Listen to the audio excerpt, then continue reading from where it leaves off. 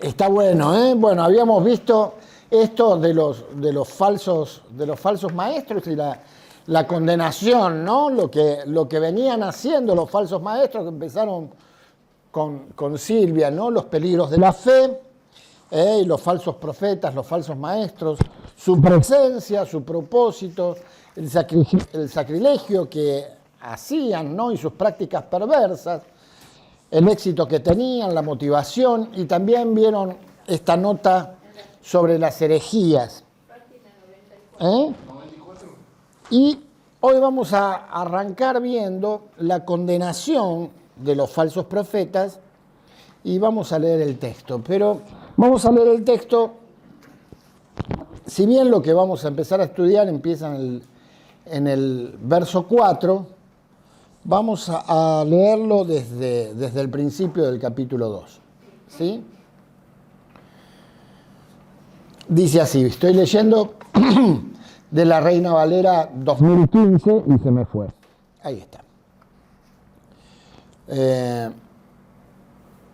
Dice, pero hubo falsos profetas entre el pueblo, como también entre ustedes habrá falsos maestros que introducirán encubiertamente herejías destructivas, llegando aún a negar al soberano Señor que los compró, acarreando sobre sí mismos una súbita destrucción.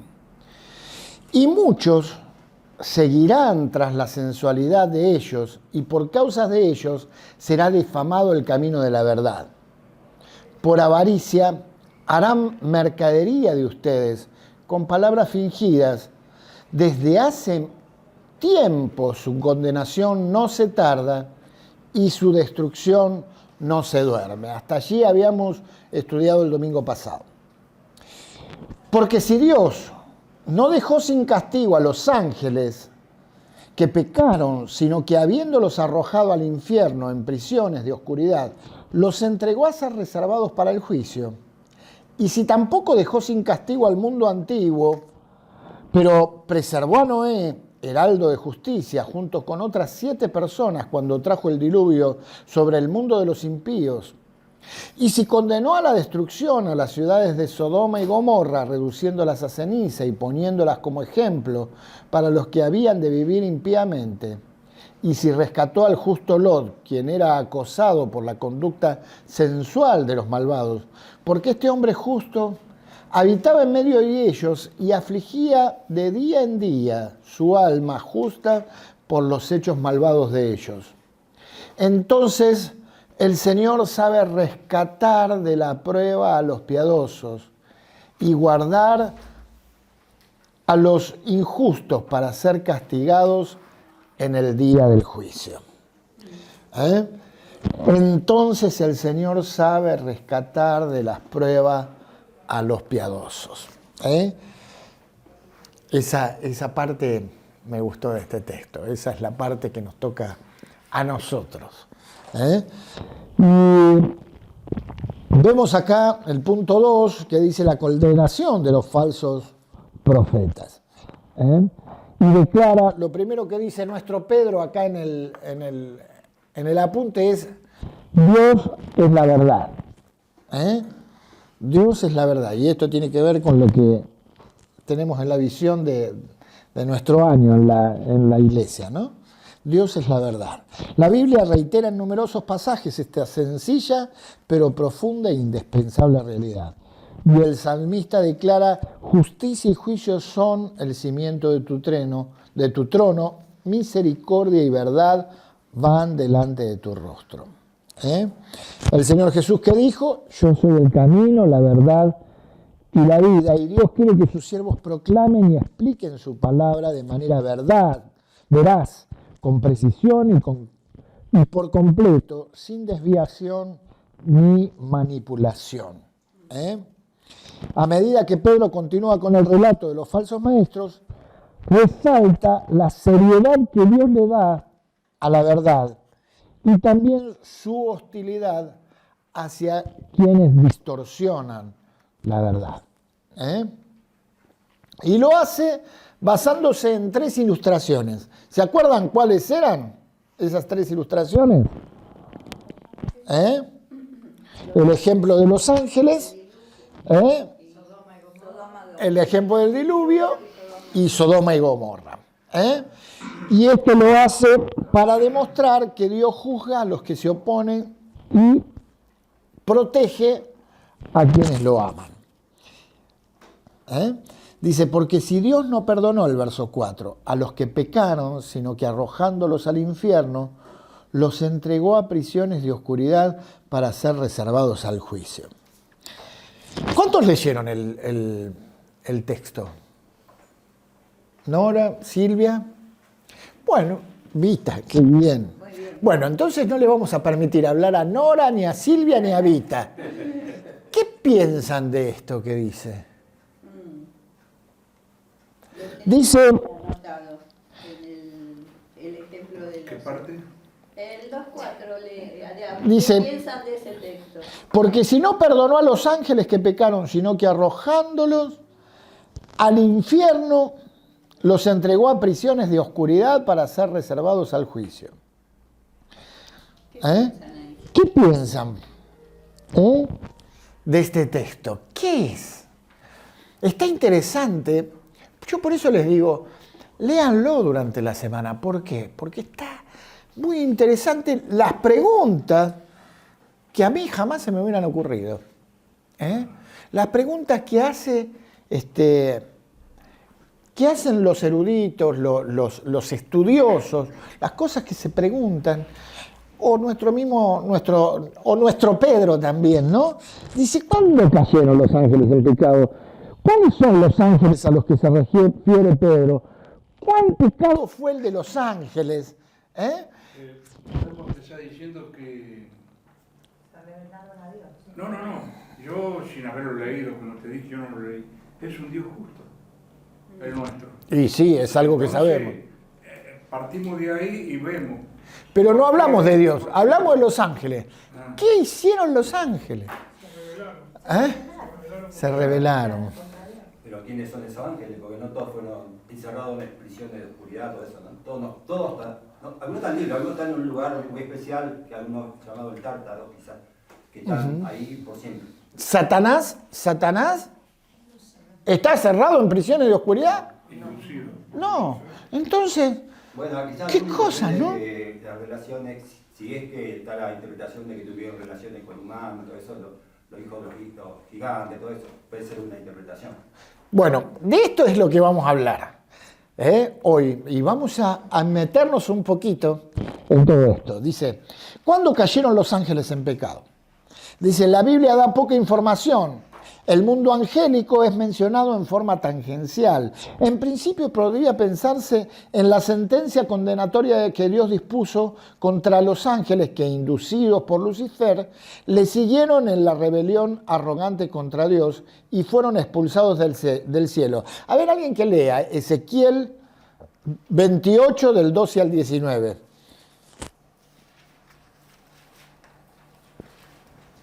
Es el pasaje que está más claro en esto. ¿Lo lees, Claudio? Al 12 al 19. Del 12 al 19. Hijo de hombre, levanta endecha sobre el rey de Tiro y dile, así ha dicho Jehová el Señor. Tú eras el sello de la perfección, lleno de sabiduría y acabado de hermosura. En Edén, en el huerto de Dios, estuviste. De toda piedra preciosa era tu vestidura. De cornerina, topacio, jaspe, crisólito, berilo y ónice.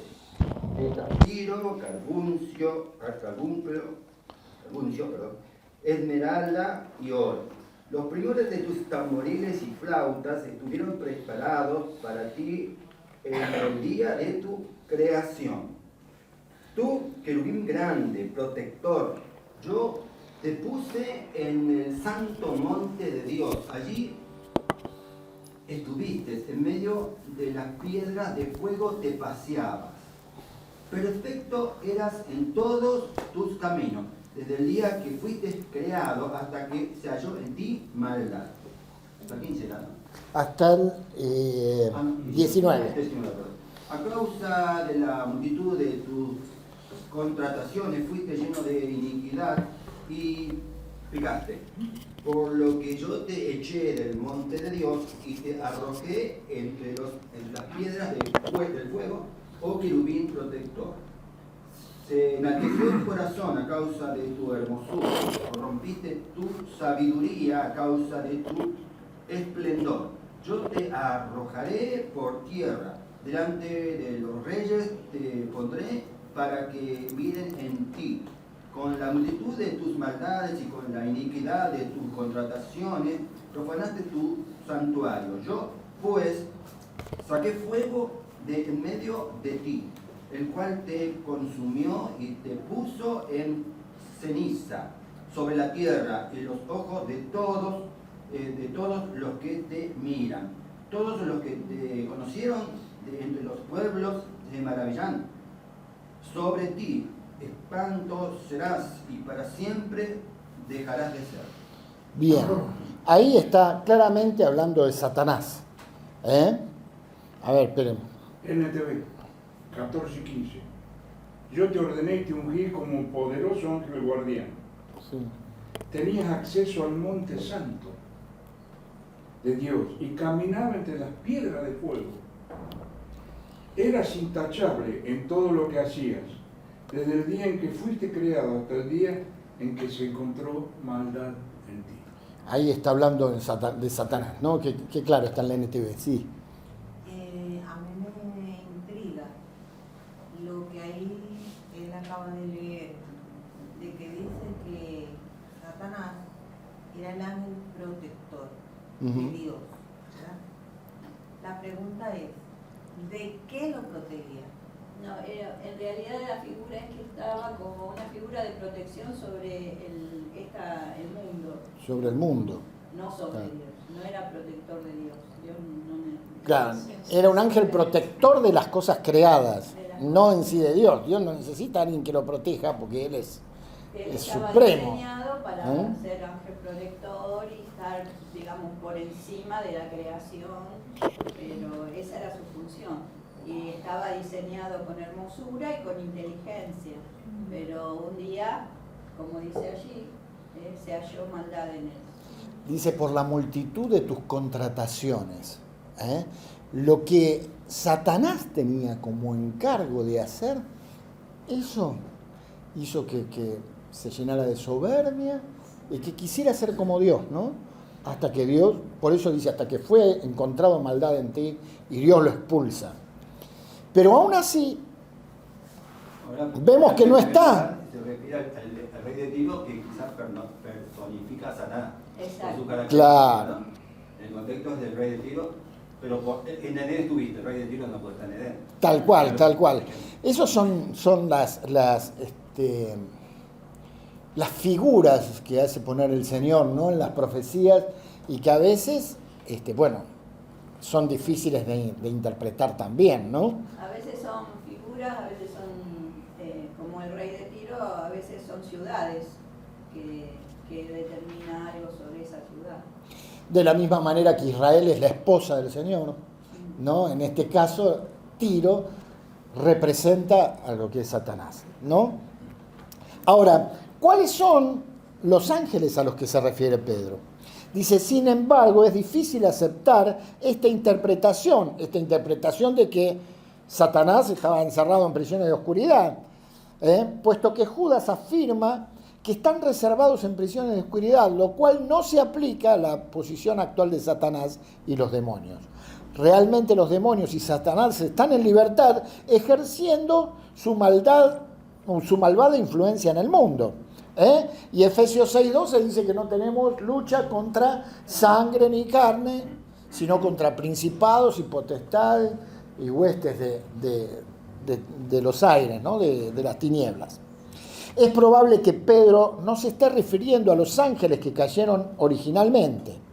El texto no debe referirse a todos los ángeles caídos, puesto que aunque algunos fueron condenados a eterna perdición, no fueron arrojados atados o puestos de modo permanente en prisiones de oscuridad, sino que siendo destituidos del ministerio celestial, están en el mundo de los hombres haciendo su obra malvada.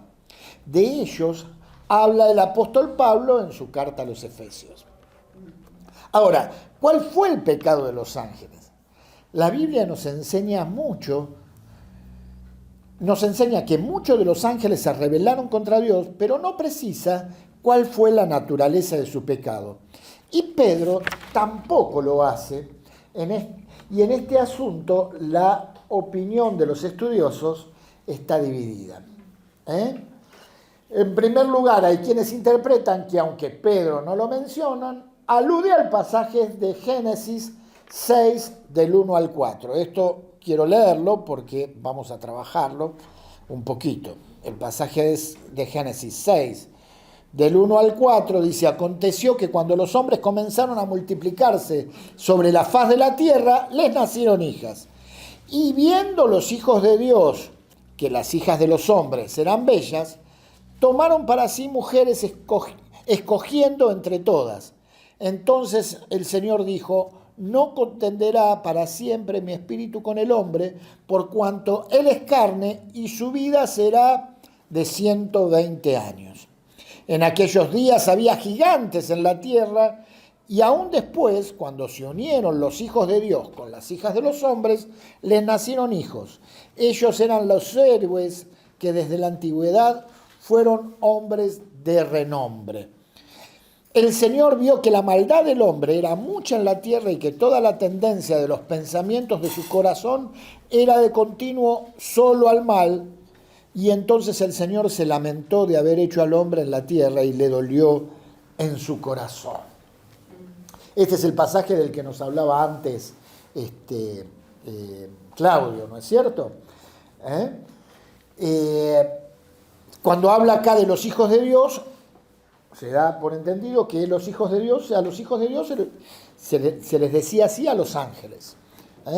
Y acá nos está diciendo que ángeles se unieron con mujeres que eran bellas y les nacieron aquellos gigantes que dominaron el tiempo antiguo antes de Noé. Y allí Dios dice que pone un límite a la edad. ¿Se acuerdan que antes vivían 900 años? En tiempo de Noé, antes del tiempo del diluvio, vivían 900 años, 800 años. Y Dios dice: no va a contender mi espíritu con el espíritu del hombre, y su tiempo va a ser 120 años. Le puso un límite. Y eso pasa después del diluvio. Noé vivió 600 y pico de años. Pero después del diluvio, la vida del hombre bajó tremendamente. En un promedio de 120 años. Y a causa de la maldad, mucho más bajó después. Según Judas, estos ángeles no guardaron su dignidad, sino que abandonaron su propia morada. Significa que se salieron de su propia existencia y comportamiento. En cuanto a la interpretación del texto de Génesis y su aplicación por parte de Pedro, también las opiniones están divididas. Esto está muy interesante. Muy interesante porque vemos los eruditos qué es lo que piensan respecto a esto. Y vamos a leerlo un poquito. Para William Barclay, dice que la historia de la caída de los ángeles está profundamente arraigada en el pensamiento judío y experimentó considerables modificaciones en el transcurso del tiempo. La narración original que encontramos en el libro de Génesis, que fue lo que leímos, allí, como ocurre con frecuencia en el Antiguo Testamento, los ángeles son llamados hijos de Dios. Estos ángeles vinieron a la tierra y sedujeron mujeres mortales. Y de esta unión lujuriosa nació una raza de gigantes a través de quien llegó la maldad a la tierra. Este relato está en la mente de Pedro y se encuentra en el libro pseudoepígrafo de Enoc I, que es una obra conocida para la mayoría de los judíos del Nuevo Testamento. Enoc I es un libro apócrifo que no lo tenemos en nuestro texto bíblico, pero que es un libro histórico. Es un libro de historia que cuenta esto que nos está diciendo acá el comentarista. Para William Barclay, los ángeles se unieron a las mujeres y tuvieron hijos y nació esta raza de gigantes que provocó esta terrible maldad que hizo que Dios dijera, me arrepiento de haber hecho al hombre, y trajera sobre la tierra el diluvio. Ahora, para John MacArthur, interpreta que ciertos ángeles caídos poseyeron a hombres mortales y luego cohabitaron con mujeres y procrearon una descendencia al margen de Dios. La transgresión de estos demonios fue una clara transgresión a los límites establecidos por Dios. Acá no dice que fueron en sí, MacArthur no piensa que fueron los ángeles, sino que fueron hombres poseídos por demonios. Tiene un poco más de sentido, porque el ángel es un espíritu y que procree con carne, no sé. Puede ser, pero a medida que vamos leyendo vamos a ir viendo que otras cosas tienen más sentido todavía. Por eso está muy bueno.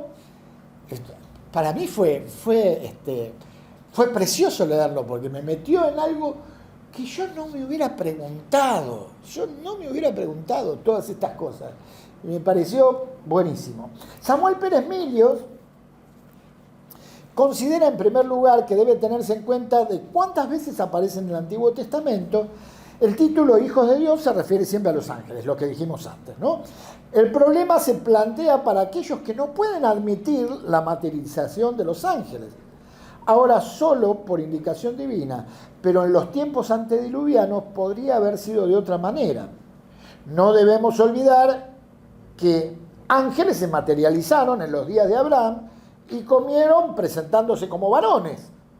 De manera que si un ángel materializado puede comer, como es propio a un hombre, también pudieron haber procreado en una acción perversa y demoníaca. Se puede argumentar que en el Nuevo Testamento encontramos la aseveración de Jesús que ni los ángeles se casan ni se dan en casamiento, pero se está tratando de una comparación con la vida de resurrección y no con las actividades de los demonios en la tierra. O sea, acá nos está diciendo, si con Abraham se sentaron y comieron, ¿por qué no bien podrían haberse materializado y tener relaciones sexuales con las mujeres? O sea, también es posible. Pero ¿No no es deja de ser una especulación, ¿no? Todo termina Claro, siendo, es verdad que no, todo claro. termina siendo algo que suponemos. La realidad es que todo lo que estamos viendo acá es algo que suponemos, porque no lo vamos a saber hasta el día que nos encontremos en la presencia de Dios. Y más allá de todo esto que estudiemos, después vamos a ver un poquito más, ¿no? Aquí apunta todo de lo que vamos a ir, porque estos son detalles del relato. Claro. A lo que vamos a ir específico.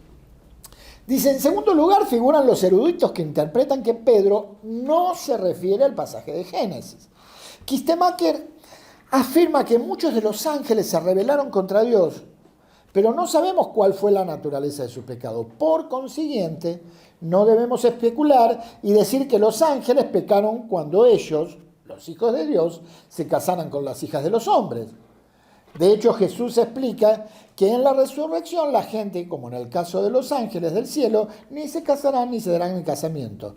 Pedro declara solamente que los ángeles pecaron y omite los detalles del pecado. O sea, que este máster no le da tanta bolilla al tema. Dice, la verdad que para nosotros no tiene importancia. Es muy coherente lo que dice que Kistemaker. haya muchas interpretaciones porque no está muy Claro. explícito, si no, no sería tan difícil De interpretar. Apunta que solo los ángeles pecaron y eso es lo que quiso decir Pedro. Y chao. Y nada más. Claro.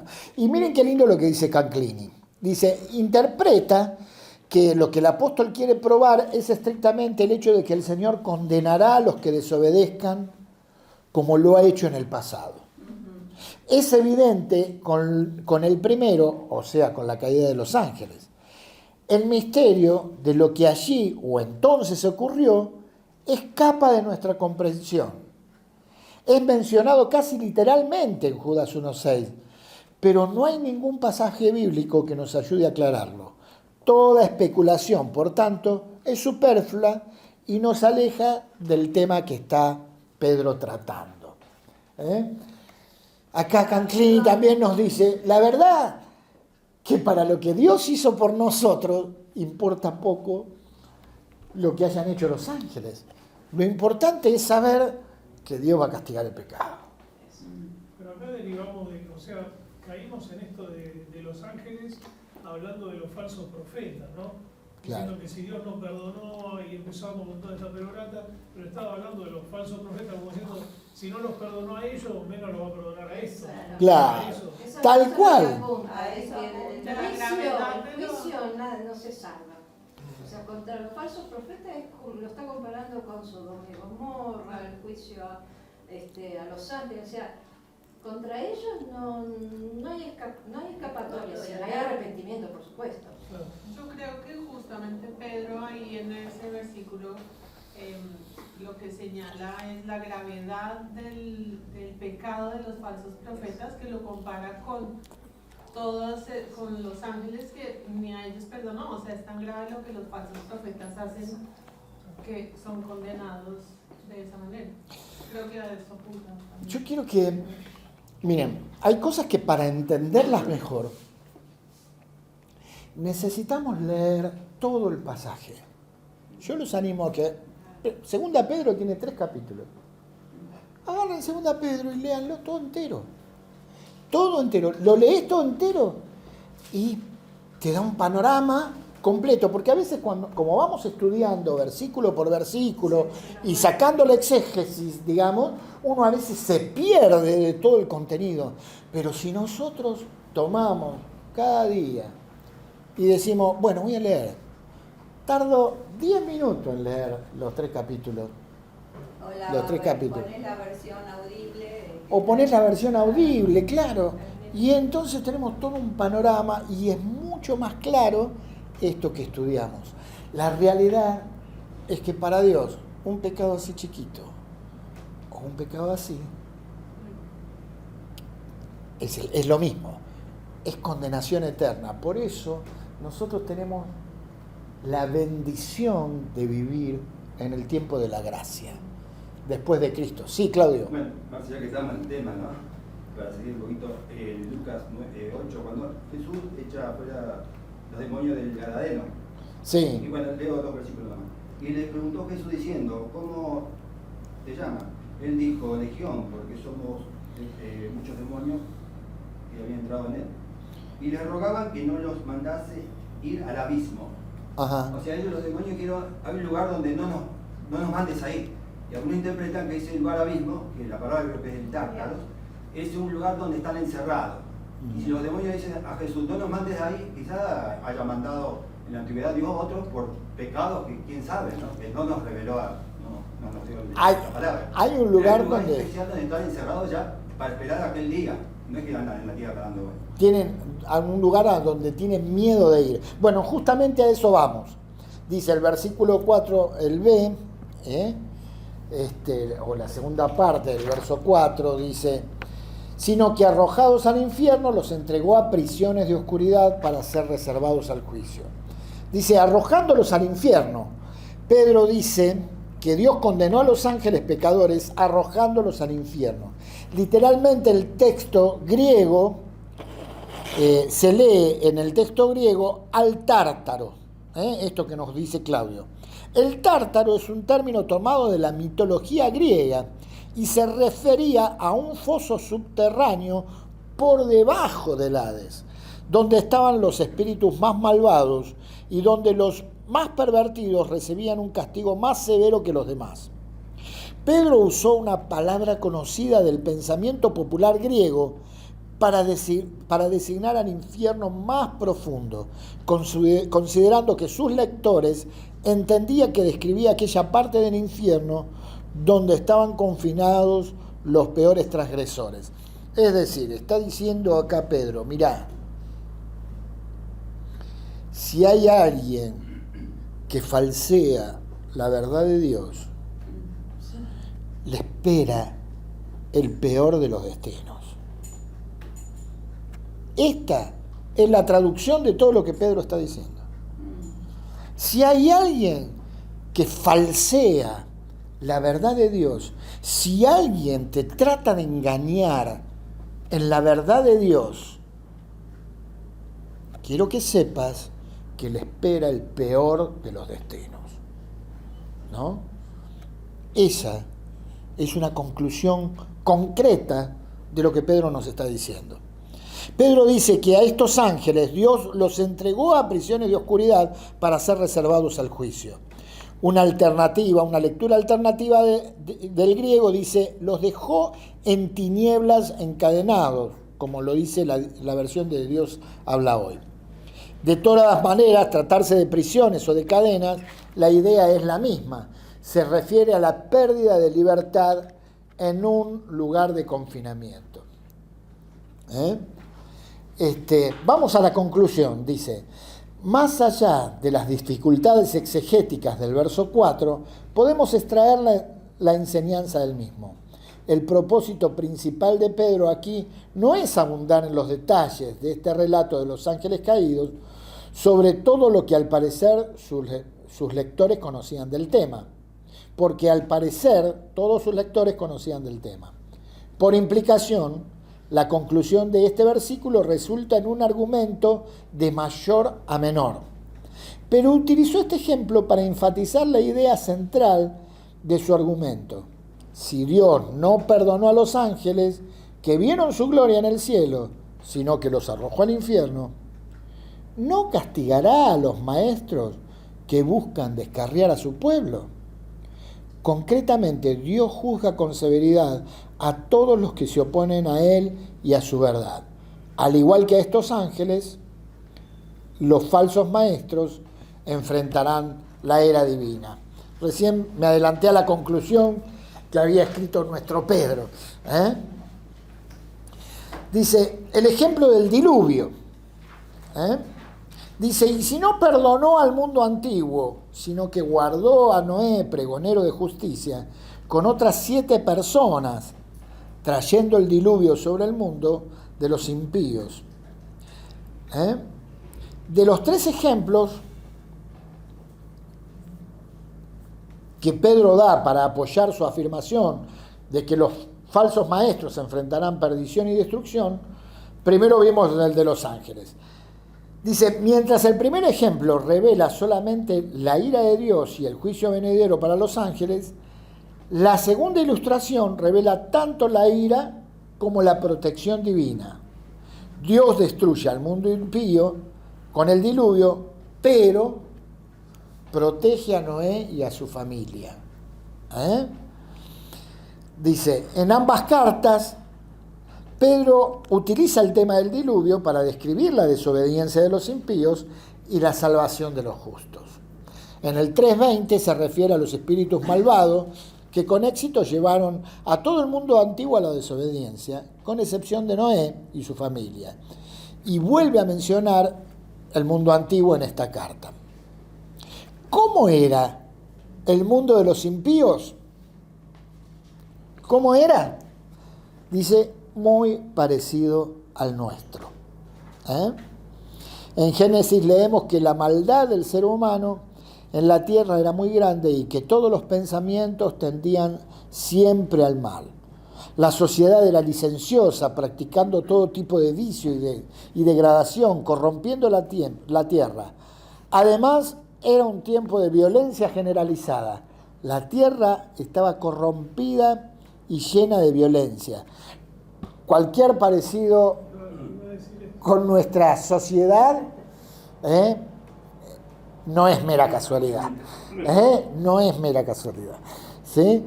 Hay muchas cosas que vemos en paralelo con nuestros tiempos modernos. Los medios de comunicación nos recuerdan continuamente que estamos viviendo en un mundo cada vez más violento.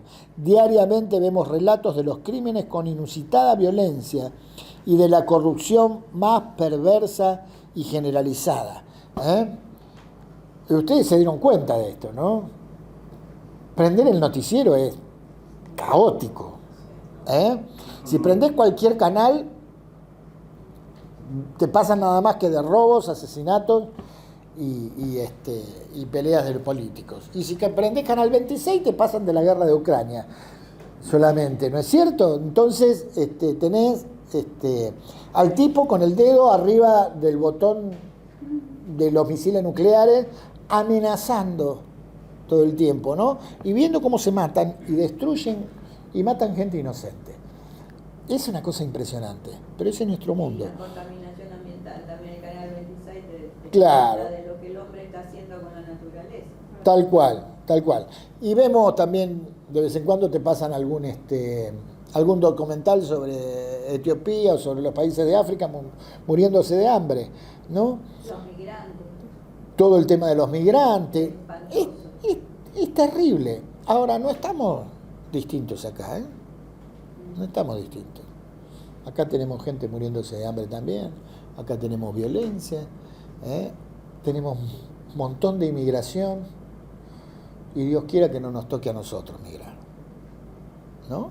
Me decía Caro que las maestras que trabajan en los pueblos de la periferia de San Luis, los chicos les cruje la panza y le dice, señorita, denos la copa de leche porque me ha servido la panza. O sea que hay una necesidad tremenda en el interior que nosotros desconocemos y que si no se pone o sea, cada vez la economía está más difícil para los hogares y esto se está viendo cada vez más lamentablemente, ¿no? Tal cual, tal cual.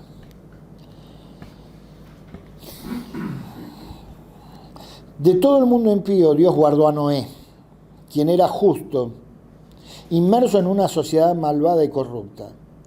Noé, junto con su esposa y sus 3 hijos y sus esposas, constituyeron las otras 7 personas.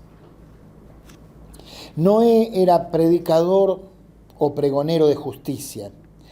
La manifestación de la gracia tiene que ver con el envío de alguien que anunció durante más de un siglo que Dios enviaría un juicio sobre el mundo y los llamó a arrepentirse. Durante los 120 años que duró la construcción del arca, Noé exhortaba a la gente, advirtiéndoles que la muerte inminente y la retribución divina, y los llamó a arrepentirse. Esto me gustó muchísimo. Dice, la manifestación de la gracia de Dios se hizo porque a lo largo de 120 años los llamó a arrepentirse. El diluvio vino porque no se arrepintieron. Si se hubieran arrepentido, Dios no hubiera enviado el diluvio. ¿Qué prueba tenemos de esto? Lo que hizo Dios con Nínive. Lo mandó a Jonás y diciendo, arrepiéntanse porque si no va a venir la destrucción sobre la ciudad. ¿Y qué pasó en Nínive? Se arrepintieron. Pese a Jonás, se arrepintieron. Y Dios no destruyó Babilonia. No destruyó Nínive. ¿No es cierto? O sea, hoy tenemos la gracia de Dios en la sangre de Cristo. Pero Dios es un Dios de gracia. Un Dios que da oportunidad constantemente y que le dio al mundo antiguo de la misma forma que nos da a nosotros. Gracias a Dios por Jesucristo. Gracias a Dios que pudimos entender el sacrificio que Él hizo por nosotros y aceptarlo en nuestra vida. Porque Dios es un Dios justo, que no pasa por alto el pecado. Digo, eso pasó en la antigüedad. Hoy, Sí. ¿nosotros tenemos que esperar la segunda venida del Señor para que suceda ese castigo? Nosotros lo que tenemos que hacer es... ¿O ya puede castigar antes de su segunda venida? Lo que pasa es que hay una confusión entre el rapto y la segunda venida. No. Nosotros lo que tenemos que hacer es manifestar la gracia de En las Dios. lecciones vamos a hablar de la segunda venida, pero Claro. Yo digo- ya de por sí la consecuencia del pecado del hombre se está viviendo ya hoy. O sea, Claro. hay que esperar que el Señor venga porque ya hay hambruna, hay matanza, Pero todo eso es... recibe el castigo el impío, digamos, el que está fuera de Dios, Y sí, hoy recibe el castigo. y Sí, sí. a través de las mismas consecuencias de los mal que Mira, vivimos. tal vez no lo veamos. Tal vez uno no lo pueda entender. Pero las personas sufren el castigo en sí mismas. Ya el hecho de no tener paz con Dios Sí. es un profundo castigo para el alma. Es un Vivir profundo sin castigo para el alma. esperanza. Es una ¿Cuánta cosa- gente quiere un montón de cosas materiales y que no las puede disfrutar? Claro. ¿No? Porque también es eso, el don de Dios. El poder disfrutar, el poder gozarte en la vida. ¿Sí? Y cuántas cosas personas que viven con muchas riquezas y sin embargo terminan vacías o se quitan la vida. Muchas personas. ¿Sí? Entonces esto es una realidad. Dice, la predicación tenía que ver con la gracia. A esa generación se les pedía solamente que creyesen el mensaje de Dios y se volvieran a Él. La Biblia llama a Noé varón justo y además dice que era perfecto en sus generaciones y añade caminó con Dios. El calificativo justo corresponde a los nacidos de nuevo por medio de la fe, por tanto, era heredero de la justicia, y eso lo dice Hebreos 11:7. Ser perfecto no supone ser sin pecado, sino de buen testimonio en medio de una generación corrupta y perversa.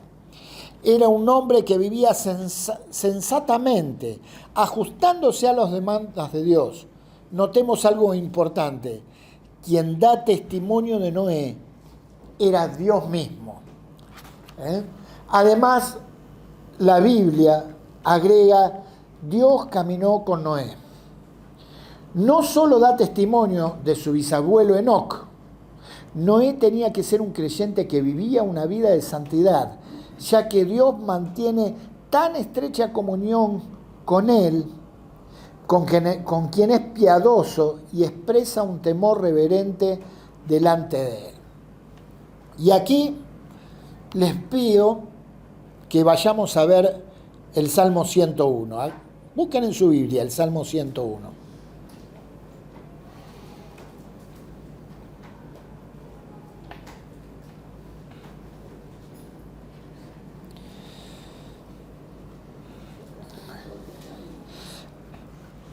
Aquí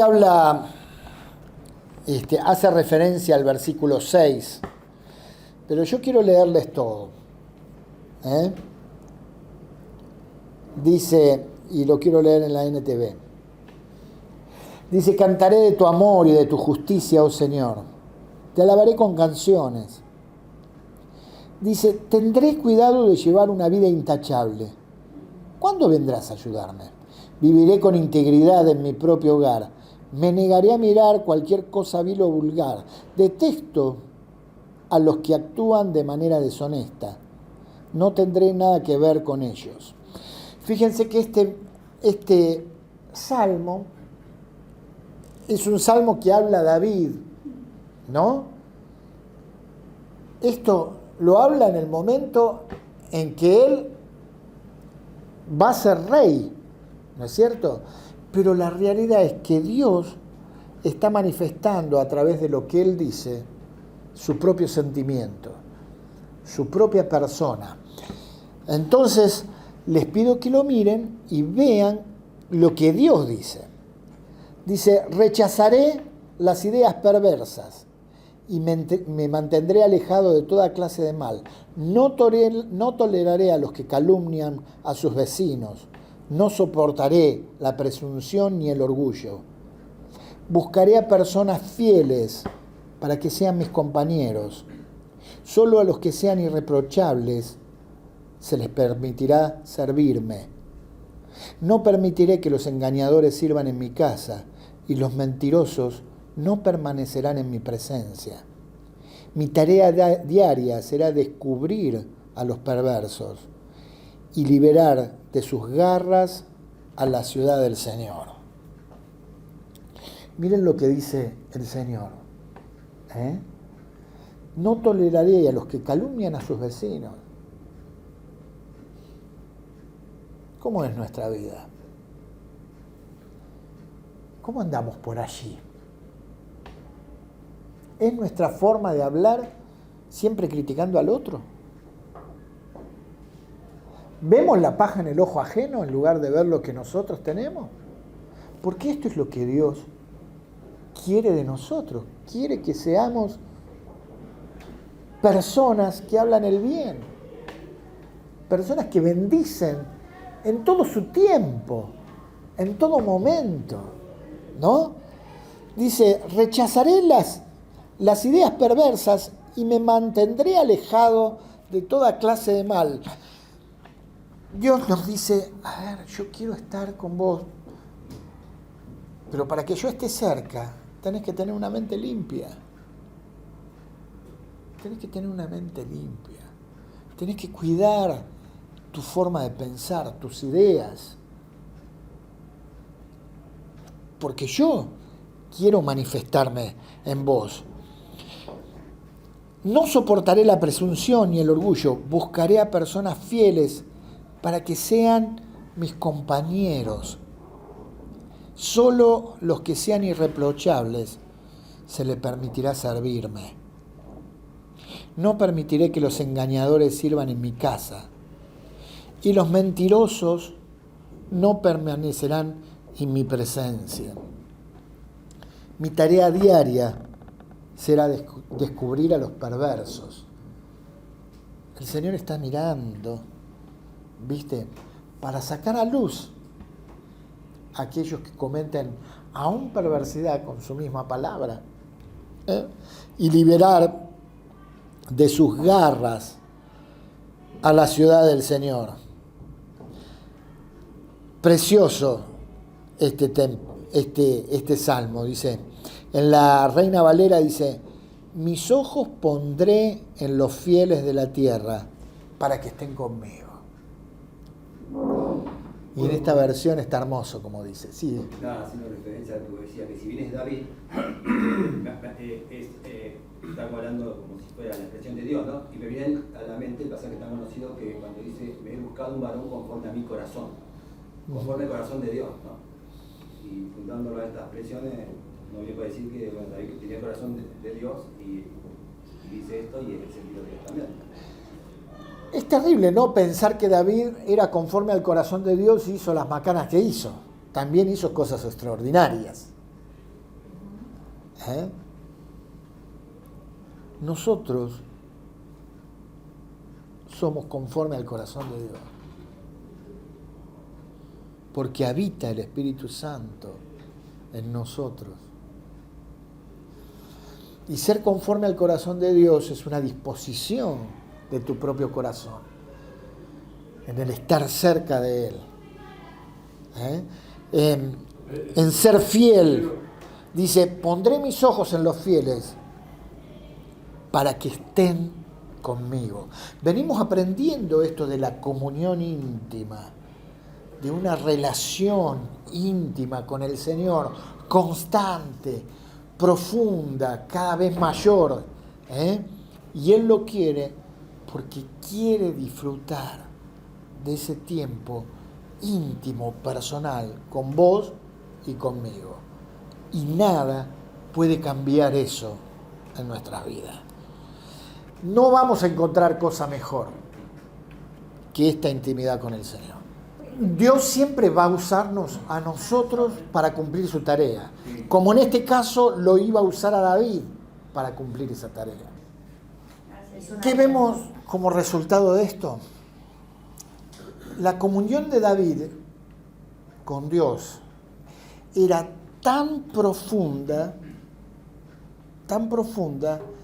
que le permitía escribir lo que Dios sentía en su corazón.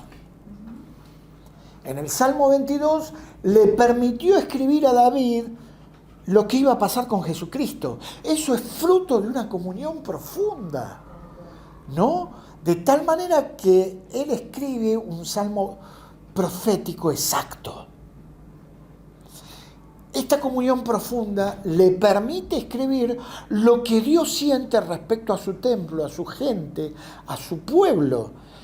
Y dice, mis ojos pondré sobre las fieles de la tierra para que estén conmigo, dice Dios. Esto es fruto de la comunión profunda. La comunión profunda hace que puedas sentir lo que el corazón de Dios siente. David tuvo la capacidad de escribirlo. Tal vez nosotros no tengamos la capacidad de escribirlo, pero eso no quiere decir que no puedas vivir una comunión profunda, tan profunda, que Dios te haga sentir su corazón. Y eso es lo que Dios nos viene diciendo a lo largo de todo este año. Quiero tener una comunión profunda con vos, porque te quiero usar para cambiar el mundo. Porque te quiero usar para cambiar Argentina, para llevar a cabo para suplir las necesidades de lo que están a tu alrededor, aunque nuestra visión sea así de chiquita. Dios tiene un panorama enorme y lo que vos podés hacer o lo que yo puedo hacer teniendo una comunión profunda con Dios no tiene límites. ¿Por qué? Porque Dios no tiene límites. Él no tiene límites y nos puede usar de la forma que menos pensamos. Quiero terminar. Dice, Dios sentenció y trajo juicio al mundo trayendo el diluvio sobre el mundo de los impíos. El diluvio se traduce como cataclismo. Y el relato de Génesis con la evidencia geológica actual indica que el diluvio fue catastrófico en todo sentido. Tal vez haya sido universal o local, pero no tiene una gran relevancia esto. Lo importante es que Dios pronunció un juicio sobre todo el mundo impío y lo destruyó por las aguas del diluvio. El capítulo 3 de Pedro nos habla de que después lo va a destruir por fuego. Y tenemos promesa de Dios de que va a haber cielo nuevo y tierra nueva. Es impresionante todo lo que Dios nos habla en su palabra, nos dice. Pero quiero que nos llevemos esto para esta semana, ¿no? Dios puede hacer cosas extraordinarias con vos y conmigo si nuestra comunión íntima con Él se va profundizando cada día más. Porque eso es lo que Él quiere. Porque quiere amarte y disfrutarte íntimamente a vos y a mí. Todos los días. Todos los días. ¿Oramos? Señor, te damos gracias por tu palabra. Te damos gracias por tu presencia, tu amor, tu cuidado. Te damos gracias por anhelarnos de una manera impresionante.